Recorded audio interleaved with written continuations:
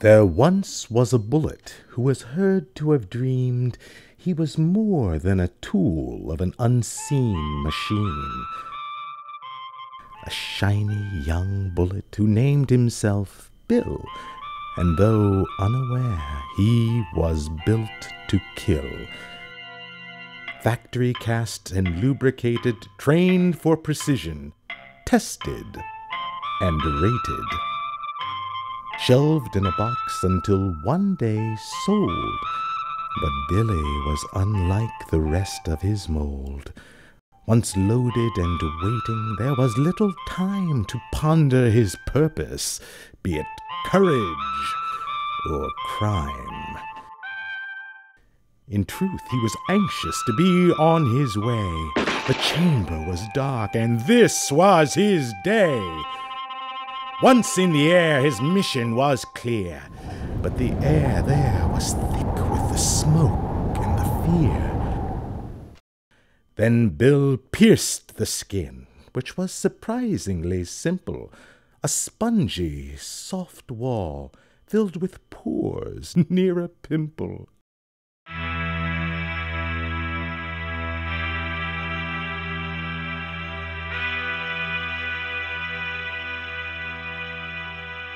Why, there's no tougher muscle in here, I would wager, than this thickly braided web of the pectoralis major.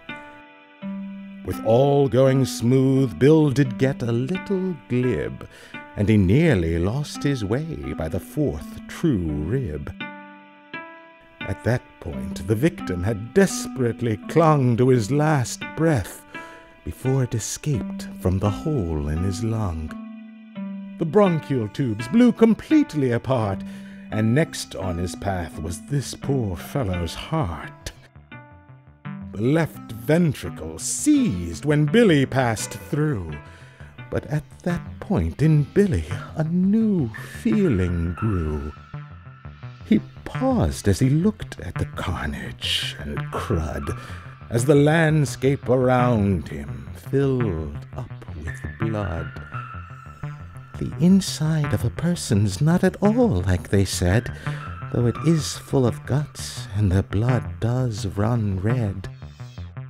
Along with the organs and fluids and veins, there lives something else I can't quite explain. By the time the esophagus had been all but destroyed, Bill could sense all around him an eerie void. It was shame, and it was guilt that then caused Billy to flinch, and he missed the spinal cord by just half of an inch. Passing through the exit wound, he turned as he flew, and took one last look back at this gruesome view. The last thing he thought as he entered the floor was, "At least I won't be used to kill any more."